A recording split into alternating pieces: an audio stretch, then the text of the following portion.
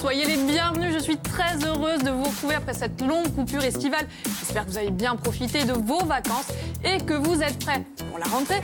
Mais on a pensé à vous, on a plein d'astuces pour vous aider. Au sommaire, Célia Sarossi, nutritionniste, Caroline Galichet, sophrologue et Charles Caplet, enseignant et auteur de Chouette, c'est l'heure des devoirs, sont avec nous pour partager leurs astuces en matière d'éducation, nutrition et bien-être. Vous nous direz comment être au top pour la rentrée. Faustine, bonjour, vous allez bien? Très bien, Célia. Alors j'espère que vous avez bien profité de vos vacances et vous, ça vous a donné l'idée de nous parler de la lecture chez les petits. Exactement, je voulais donner des conseils lecture et vous allez voir, ce sont souvent des conseils destinés aux parents plus qu'aux enfants. On va prendre des notes tout à l'heure. À nous, parents. Exactement. Alors, vous connaissez tous cette musique. C'est plus les vacances. Alors Serge, lui, a bien profité, rien que pour nous. Serge Bonavite a suivi le groupe Talisco cet été à Porto Latine, il était venu présenter son premier album et nous écouterons un extrait tout à l'heure, enfin à 13h.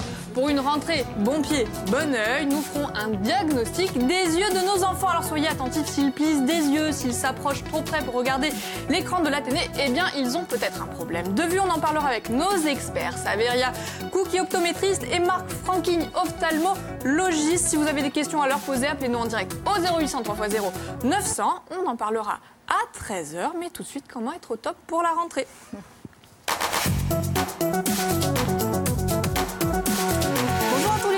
Bienvenue. Bonjour. Merci d'être avec nous pour nous livrer alors vos petits secrets pour que la rentrée finalement se passe au mieux. Une fois n'est pas coutume, moi j'ai envie de commencer avec l'homme de ce plateau.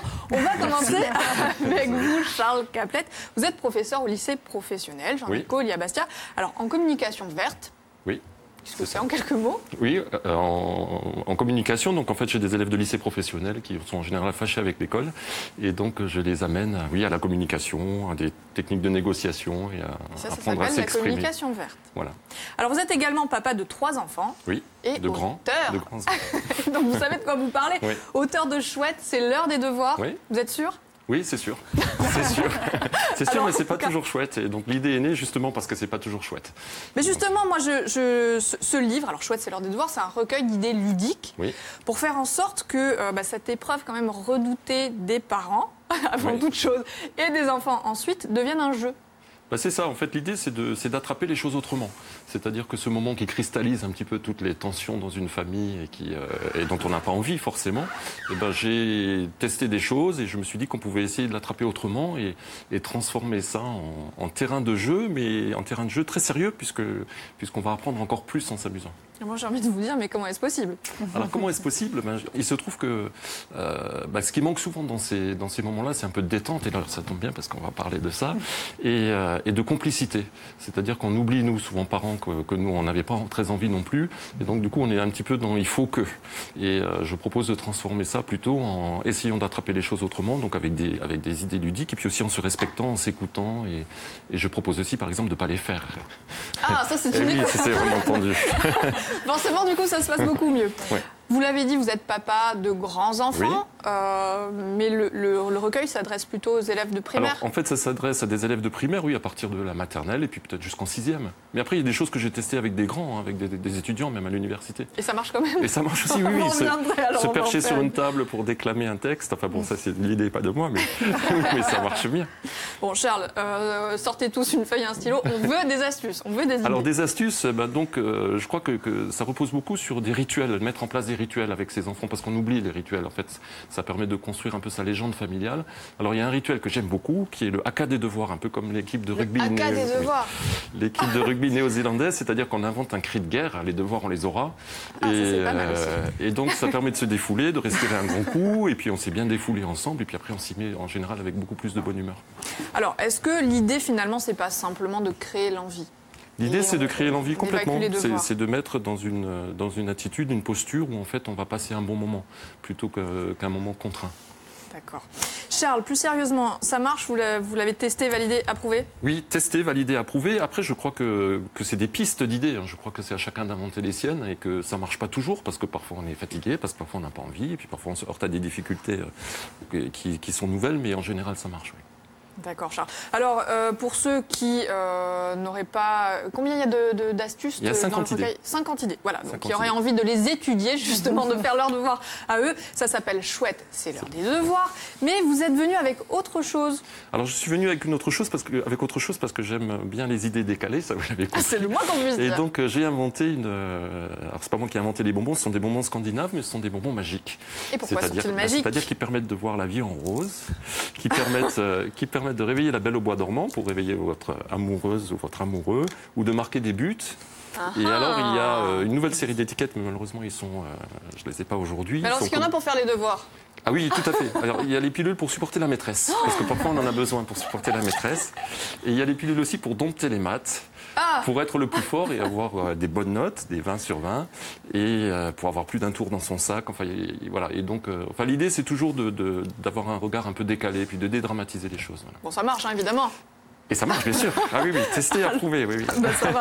Alors, vous savez quoi? On va peut-être les offrir à nos téléspectateurs qui nous écoutent, puisque on va voir si vous avez envie de jouer. Vous allez jouer encore avec Faustine, puisqu'il y a plein de cadeaux à gagner, mais... Comment est-ce qu'on fait pour jouer cette année? Il y a quelque chose qui change, effectivement. Cette année, on a décidé d'innover, puisque plutôt que de poser la question en début d'émission maintenant, nous jouerons en direct au téléphone avec vous. Donc vous nous appelez au 0800 3x0 900. Un petit indice, c'est un jeu qui favorise les Bastiais. Donc faites-moi honneur, s'il vous plaît. Appelez. Donc on est bien d'accord, il faut appeler maintenant si on veut jouer tout à l'heure dans l'émission. Qu'est-ce qu'on a à gagner? À gagner aujourd'hui. Donc il y a beaucoup de cadeaux. Le premier cadeau, c'est votre livre, justement, ça tombe bien. Chouette, c'est l'heure des devoirs. Ensuite, le livre de Romuald Royer, Magne. Le livre, j'ai beaucoup de choses aujourd'hui. Donc le livre, Fingerfood. Voilà, qui est là. Il y a des très belles recettes qu'on peut faire tout au long de l'année. Ensuite, ça n'est pas fini, le très beau CD de Pierre Gambigne. On va écouter un petit extrait. Un extrait qui nous permet exactement de parler du dernier cadeau et pas des moindres, Le tablier en jean de Mandia Issem, offert directement par... Regardez-moi ça comme elle est belle. Marina. Appelez-nous 0800 3x0 900. Il y a les mannequins aussi, c'est perdu, rien que pour nous. Merci beaucoup Faustine. Alors avant de faire jouer nos téléspectateurs, vous avez eu envie de nous expliquer comment amener les enfants à la lecture. Alors attention, Charles est là, il va valider ou pas vos conseils. Exactement. Alors on a tous envie d'avoir un enfant qui aime la lecture. Pourquoi? Parce que ça rassure. On se dit que la lecture, c'est synonyme de réussite.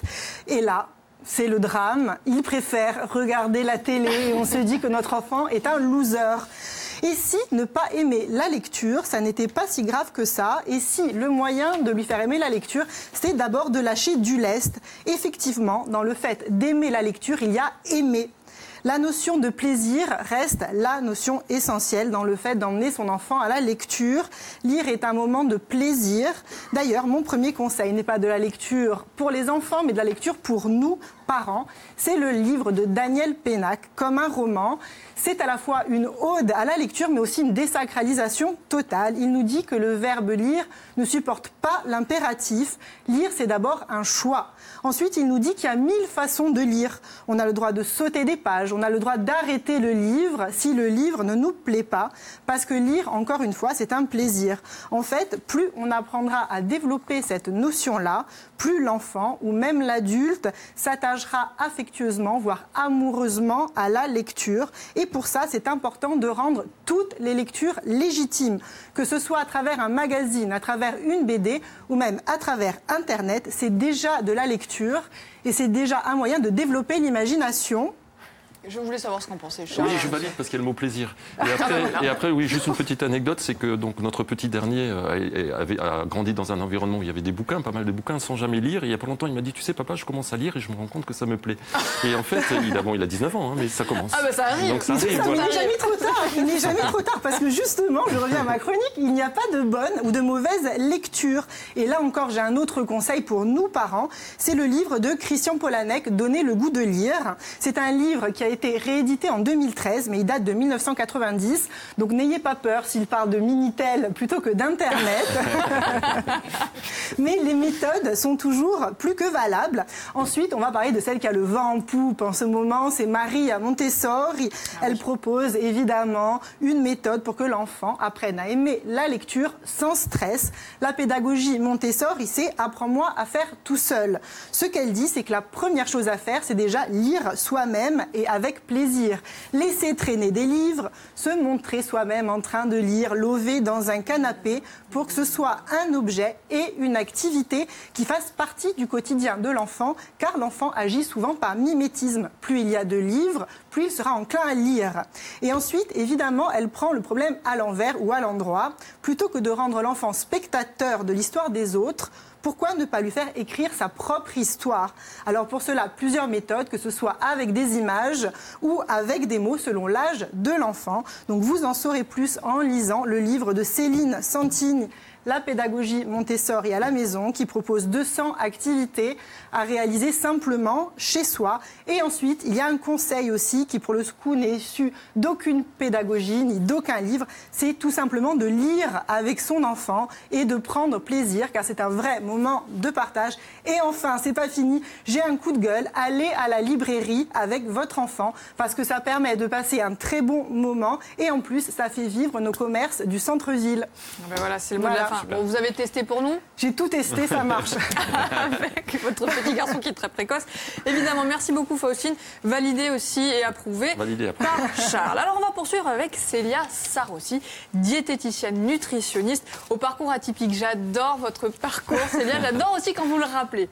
Bon, à la base, je suis donc ingénieure agroalimentaire. J'ai commencé à travailler dans l'industrie et je me suis rendu compte que ce qu'on nous proposait n'était pas forcément ce qui était bon pour la santé. Donc j'ai changé de cap et je suis passée du côté consommateur. Et donc je conseille mes patients pour manger local, cuisiner maison, bio, tant qu'à faire. Voilà, plutôt ça change que de nous tout, faire en fait. manger n'importe quoi, vous avez ça. décidé de nous apprendre à manger. Et là, aujourd'hui, vous allez nous livrer quelques astuces pour échapper au piège de la rentrée. Alors, le conseil pour une rentrée plein d'énergie, justement, puisqu'on en parle, pour les élèves. Le petit déjeuner, On vous aime pas. ça c'est la base. Il faut absolument un petit déjeuner avant de partir à l'école, au collège, au lycée. Il faut vraiment quelque chose de bien constitué. Donc une boisson, quelque chose à manger, à mastiquer, du pain, des céréales, pas trop de céréales petit déjeuner, plutôt du muesli. On peut mettre du beurre sur les tartines, on peut mettre de la confiture, il faut que ce soit bon. On peut même mettre de la pâte à tartiner, donc je ne cite pas le nom, mais que tout le monde connaît. Mais on peut. Voilà, on peut le faire parce que c'est bon. Et du coup, ça donne un moment agréable avant de partir à l'école, ça c'est important. Et pour les enfants qui disent oui mais j'ai pas faim, j'ai pas envie de manger, on les oblige à manger? Alors on peut les aider en les levant un tout petit peu plus tôt parce que du coup ça donne le temps à l'estomac de se réveiller, de faire la toilette avant, de manger ensuite. Et du coup ça aide à amener cette heure de petit déjeuner au bon moment. Alors pour les plus grands, Célia, pour les adultes qui vont reprendre le travail après une longue période de vacances, un petit conseil? Oui, un peu d'organisation. Il faudrait essayer de prévoir le repas de midi parce que on se rend compte qu'on se laisse prendre dans toutes les activités de la rentrée, etc. Et le repas de midi, il est sauté, pris sur le pouce, un sandwich, une pizza, vite pour moi fait. Pas du tout. Je ne vise personne. Mais beaucoup se reconnaîtront. C'est vrai. Et du coup, c'est important d'essayer de prévoir une petite gamelle avec quelque chose dedans, de plus ou moins équilibré en fonction des goûts, mais de prévoir. Ça, c'est important. Pour les étudiants, Célia, qui vont devoir attaquer les cours à l'université, quelques recommandations? De pas forcément éviter le restaurant universitaire, tout dépend ce qui est prévu, mais les étudiants qui sont tout seuls dans leur appart pour la première fois, le systématique c'est les pâtes. Donc il n'y a pas que les pâtes dans la vie, il y a d'autres choses aussi. Et du coup ça peut être sympa de tester le restaurant universitaire, voir si c'est à peu près équilibré à son goût, et puis le soir de penser à quelque chose d'un peu vert peut-être. C'est un peu fou, mais c'est bien. Des pâtes vertes? Des légumes verts. Des chips vertes. Ou des frites vertes. Voilà. Donc on pense à autre chose que les féculents. pâtes. Ouais, ou les pizzas. Oui. Les pizzas, ouh là là, surtout pas. Alors les pièges à éviter pour cette rentrée, quand on a bien profité théoriquement de son été, c'est quoi le plus dur? De reprendre le cadre, de reprendre des rails d'une alimentation équilibrée. Après, il faut mettre un peu de variété dans tout ça et puis surtout penser à une activité physique. Ouais. Parce que la rentrée, ça rime généralement avec inscription, nouvelles activités, que ce soit pour les enfants ou pour les adultes. Et là, c'est le moment ou jamais de se lancer. C'est maintenant. Et on grignote. Oui, aussi. Oui, mais non. On ça, vous voulez pas. Et juste avant, on fait une collation équilibrée. On ne fait pas de grignotage. On goûte. Donc la clé finalement, Célia, elle est dans le rythme. Oui, exactement. Allez, courage, vous allez y arriver. Merci Célia pour vos astuces. Alors à suivre, petite parenthèse musicale, je vous le disais tout à l'heure, Serge a eu la chance de rencontrer l'artiste Talisco qui était venu présenter son premier album sur la scène de Porto Latine à Saint-Florent. Nous, on adore, on écoute. Sa musique est tonique, lumineuse, il y a la positive attitude dans chaque morceau. Je vous demande d'applaudir très fort pour la première fois en Corse, et ça ne sera pas la dernière. C'est à Porto Latino que ça se passe. Et la familia, ce soir avec nous, Talisco!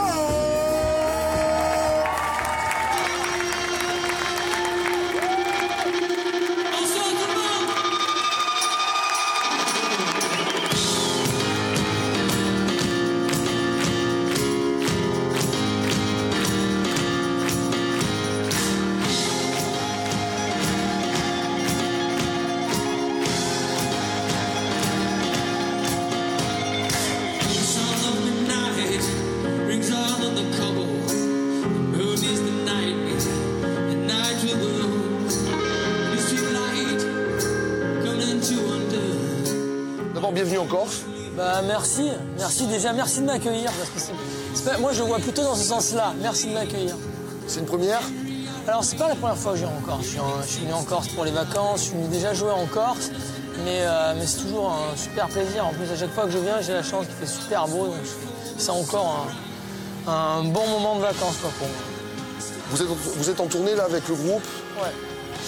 On est en pleine tournée, c'est une grosse tournée qui s'achève entre guillemets, enfin qui se prolonge plutôt par les festivals d'été. On a fait pas mal cet été-là. Et ça se poursuit, ça va continuer, je pense, jusqu'à la fin de l'année. On a un public qui est plutôt bienveillant. Il n'y a pas de... C'est toujours la fête. On essaie de faire en sorte que ce soit la fête et que ce soit un super moment.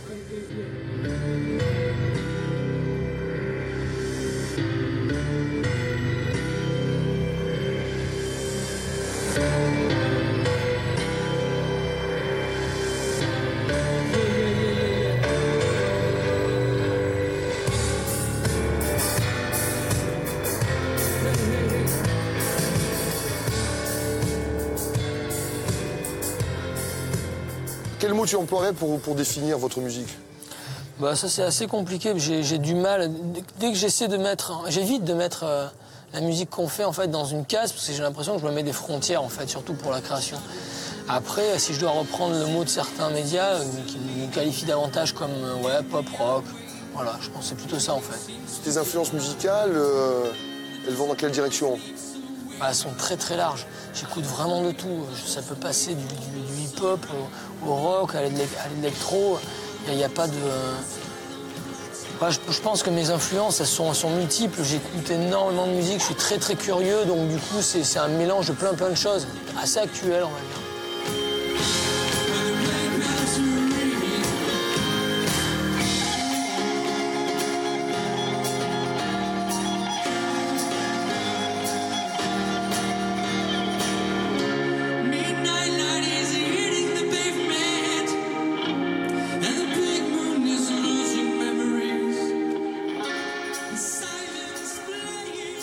Talisco, j'adore. Alors j'espère que vous avez bien profité de vos vacances. Peut-être êtes-vous parti du côté de Saint-Florent bien pour écouter de la musique ou alors pour prendre de grandes décisions. Elle a décidé de rejoindre l'équipe d'INSEM pendant ses vacances à elle pour nous livrer son regard décalé sur l'actualité. C'est le récap de Davia Bourgeois.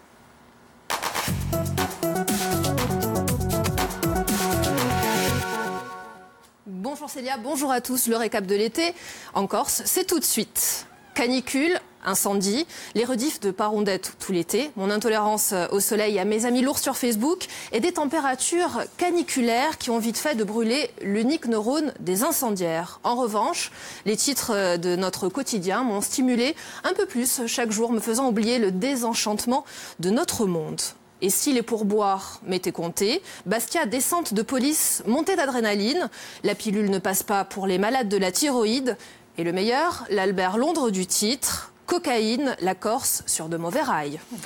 Voilà, ça c'est fait, elle est très en forme, je vous le disais. Alors Davia, moi j'ai envie que vous nous parliez de vos amis sur Facebook. Alors, je ne sais pas comment sont vos amis, Célia. Moi, j'ai plusieurs profils psycho à vous proposer.